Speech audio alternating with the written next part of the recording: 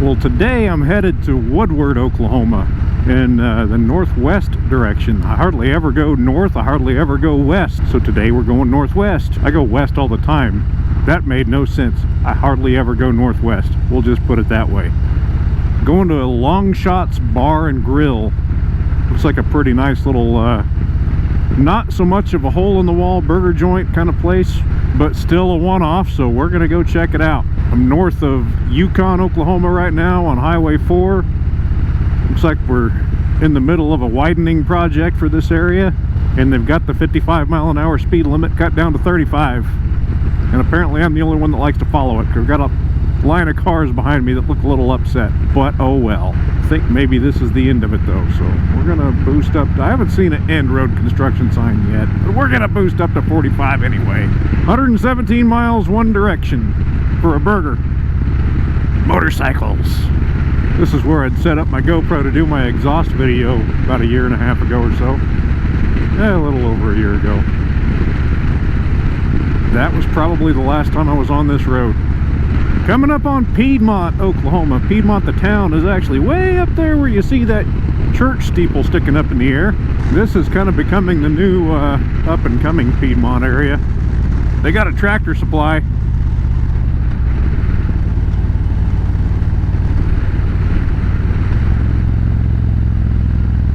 We're not going that way.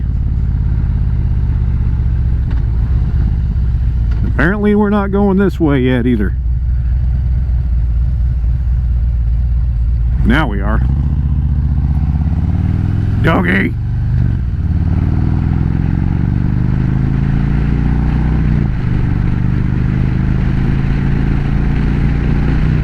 Rolling into Okarche, Oklahoma now.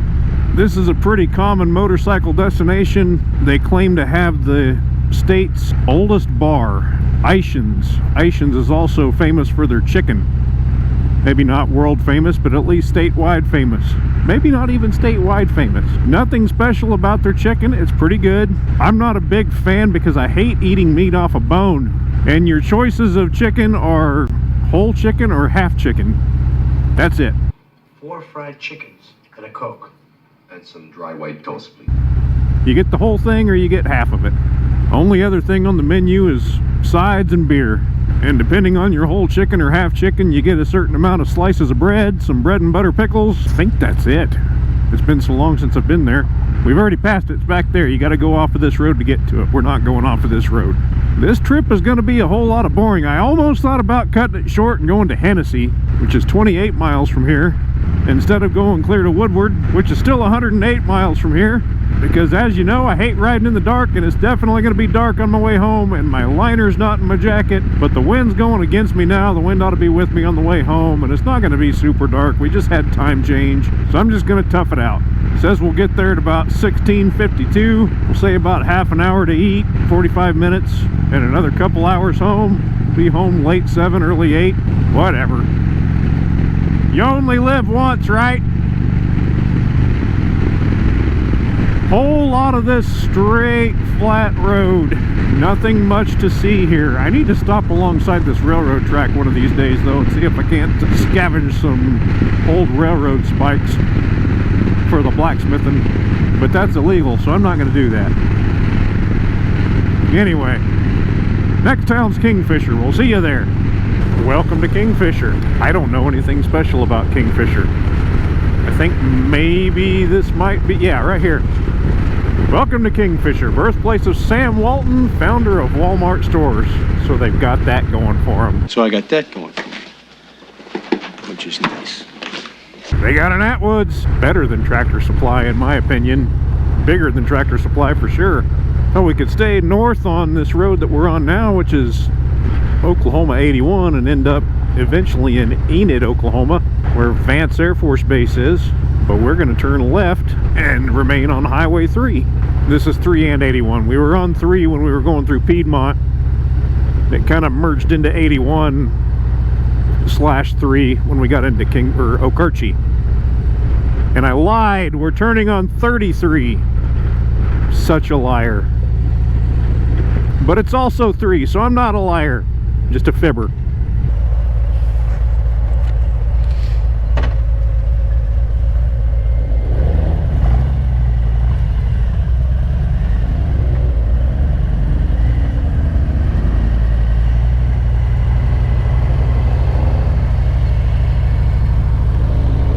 Joe's Mexican restaurant, authentic Mexican restaurant. So maybe it's not Tex-Mex.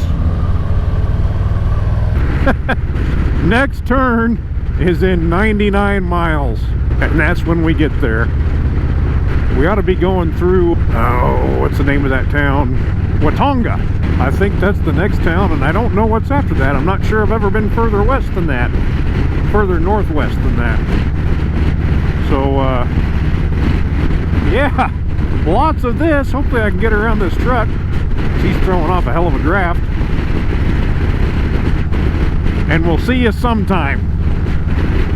Well, my handlebar camera's not turning on for some reason. So this is Watonga, the outskirts. We'll be back here in April for the Watonga Bikes and Barbecue Festival rally. It's not much of a rally, just a bunch of MCs walking around drinking beer for the most part and getting on their bikes and riding away drunk. Why shouldn't that be a thing? Watonga used to be known for their cheese. I don't really know the story behind that. Maybe I should start looking stuff up before I talk about it, right? Watonga cheese was a thing of Oklahoma for a long time. I don't know if they still do it here or not, but there is still such thing as Watonga cheese. There used to be a burger at a cafe in the Will Rogers World Airport, which is the Oklahoma City airport, called the Watonga Burger. That was a vegetarian burger and had no cheese on it. Makes absolutely no sense whatsoever, considering Watonga's quite the farming town. Why won't this camera come on? That's making me mad. Woodward. Onward. Oh, railroad tracks. I do believe this is officially the furthest northwest I have been, and that continues to expand as we go. Watonga butane. Can't say I've ever seen huge tanks of butane before. Gotta come from somewhere, right? I think Sealing is one more little town we might pass through before we get to Woodward. Other than that, I am totally flying blind until we get there. So if anything cool comes up, nothing cool has come up yet, but you're still here, I think. If anything cool comes up between here and there, I'll power up and let you know. Maybe I'll find out what's wrong with that camera between here and there. Ta-ta for now. I keep looking at that camera like it's gonna get me. Whatever. Getting pretty close to Sealing. I think I see it on the map there. I went through another little town called Oakwood, and by the time I realized I was in the town, and if I would have turned the camera on, you would have missed it. May very well be the smallest town I have ever gone through. Not even back home in Indiana can I think of a smaller town than what I just went through. That's been probably about 20 miles back or so. Windier than a bag of assholes in a bean field out here. They got all these damn fans turned on, blowing the wind at me. Still another 36 miles to go till we get to the restaurant in Woodward, and now we're in Sealing. Looks like it's a pretty big town too, wink wink, but it's a lot bigger than Oakwood was. And they got cops here. Oh, another note. Oh, my visor was clamped down there. I've got finally a DynoJet auto tuner on the way. I just couldn't find time where the dyno operator out of Phil's Cycle wanted to tune my bike. And of course he has all kinds of bad things to say about the auto tune, but I really don't see how that's the worst option. DynoJet has been in the business for a long time. They still do make stuff for jetting carburetors. Fuel injection, you know, science, mathematics and stuff. It's got to be better to tune with the bike actually going down the road than sitting stationary on a dynamometer. I mean, when you change the jets in a carburetor, you're not tuning it for every single throttle position on every single RPM. On fuel injection, you can do that. It's got to be better. And like I said, the DynoJet guys have been doing this for a long time. So they put a preloaded fuel map, not fuel map, air to fuel map on the thing to where your cruising range, they keep you closer to 14.7 to 1 air to fuel ratio. In your wide open throttle and climbing throttle range, they get you closer to 13 to 1 air to fuel ratio. They've been doing it for a long time. Anyway, wind is about to get loud again, so we'll shut her down till the next one. Woodward city limits, 2.5 miles to go to the restaurant. Restaurant. Learn how to talk, dude. Home of Bob Fenimore, the blonde bomber. Gonna have to look that one up. Turning right on Main Street in a half a mile and we'll be there. The interstate, jeez man, learn to talk. The internet said this place was open till 9 o'clock every day. Don't lie to me, internet. This looks like it sucks. Oh yeah, a little bit. Right on Main. LongShot's. Eat, shop, stay.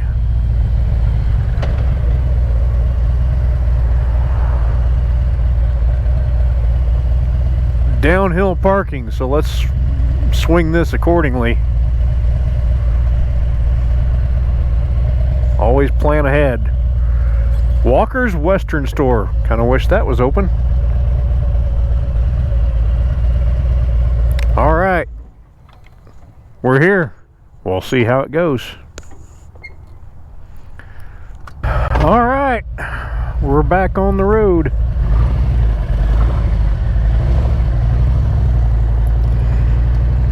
I'll have to get an earlier start on this next time so we can kind of explore Woodward a little bit. This is a pretty neat looking little town. I do know there's a couple of tack shops, and there was a Western shop back there. I'd like to check those out too.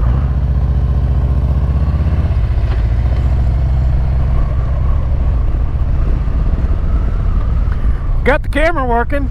Just had to take the battery out and put it back in, which is funny because the battery's pretty well shot. That's why it's plugged in.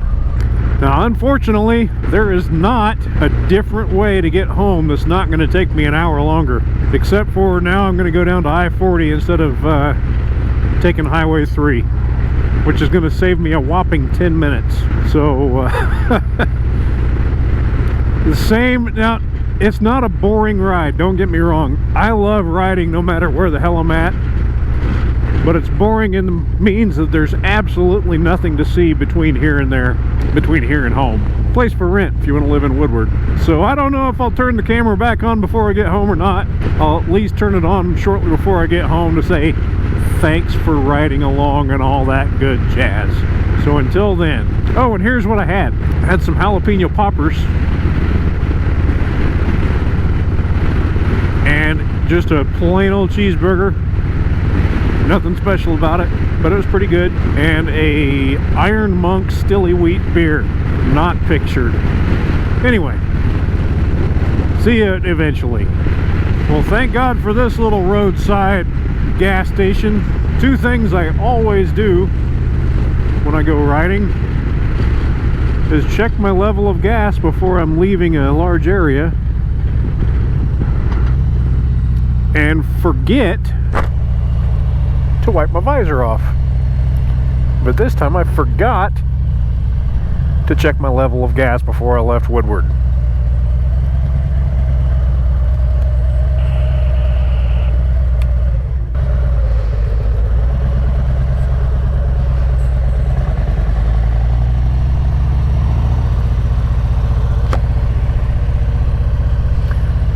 Got that taken care of.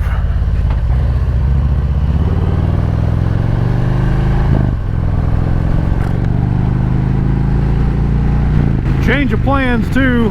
I'm not going to save 10 minutes. I may have saved 10 minutes, but I'm not going to be mad about losing 10 minutes by just going back the same route that I came. I have no intentions of getting on the interstate and hauling along at 85 miles an hour just to save 10 minutes. So I probably would have saved on gas if I would have waited till I got into Sealing. But we'll never know. We will know because we'll pass gas stations along the way. I will also try to kick the camera on when we go through Oakwood. I'm gonna have to keep an eye on the map so I can see it coming. Can't remember if I've ever mentioned this or not, but there's an app on your phone called Fuel Forward that is honored by most Conocos and most Phillips 66s. If you just link your debit card to it or whatever, it'll save you 5 cents at the pump. If you link your bank account to it, it'll save you 15 cents at the pump per gallon. That was a Phillips 66 that I just left. The 91 octane was $3.99. I paid $3.84.9. There's another Phillips 66 right there, so I would have saved 15 cents at the pump per gallon at that one too. Thankfully they don't put 91 octane on the sign, so I won't be able to see if I'm saving money or not. But diesel is $3.89 and it's usually more expensive than 91, so I probably could have saved money by coming to Gores. But whatever. Well, now you've seen Sealing twice, and so have I. 21 miles to Canton. We don't actually go through Canton, that's just a turn off to Canton. And I missed how many miles to Watonga. Somewhere between here and Watonga is good old Oakwood. Wait for it, wait for it, wait for it. Oakwood!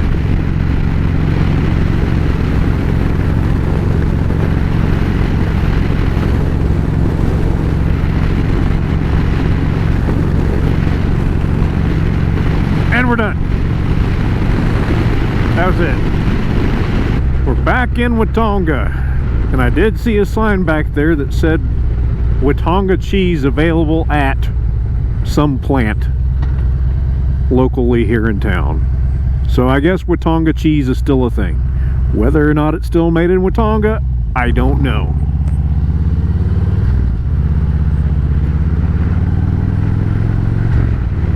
And I changed my mind again. I'm getting on the interstate. I'm going to try to save 10 minutes and get home before the sun goes completely down. So sue me. So 16 miles to Geary, and that's where we get on the interstate. Then we put the hammer down. Is it? What do you call that? I don't know. Supposedly there is police ahead and I'm speeding. No, I'm not speeding.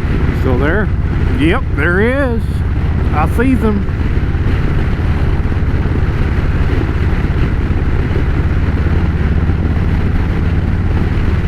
I was a little off. We still got 9 miles to go before we're at I-40. But this is Geary. I think it's pronounced, it's spelled G-E-A-R-Y. I assume it's pronounced Geary instead of Gary, like Gary, Indiana, or Gary Holloway. I know nothing about this town either. I'm a terrible, terrible tour guide. This is a Route 66 town though. Naturally, it has a cool old downtown look to it. Primo's Cafe says open, but I think not. Cool old truck sitting there.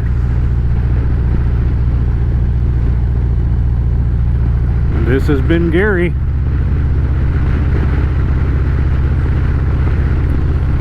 Next stop, I-40. Now we're getting on I-40. Again, if I had a little more time, I'd stop at the Indian Trade Post, the Cherokee Trade Post, but I want to get home before dark-ish. I think that's still Texas smoke mugging the sky over there. Oh man, this is a terrible road. So that's pretty well it for the next 35 minutes or so. I'm pretty sure this is 85 miles an hour and you ain't gonna hear my voice at that. So, deuces. Alright, we're back into Yukon. I forgot to mention when I went through here the first time that this is the home of Garth Brooks. I don't know if he still has a place here or not. I'm sure he's got a house somewhere, but I know he spends most, if not all of his time in Nashville. But this was where he grew up, somewhere, don't know where.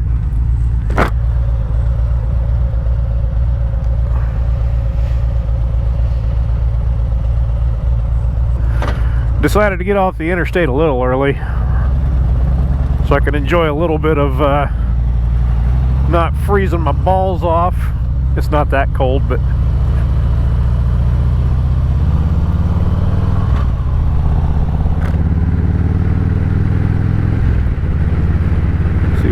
temperature is it?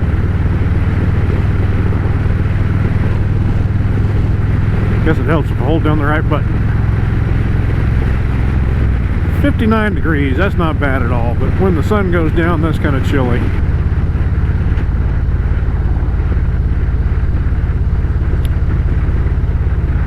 $19.47. I guess the sun is officially set, as my map just changed to dark.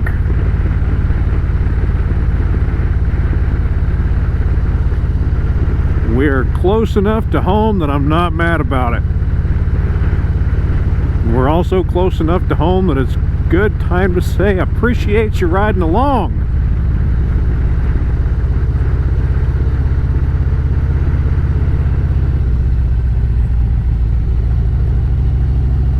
That'll be about it for this one, and we'll see you next time.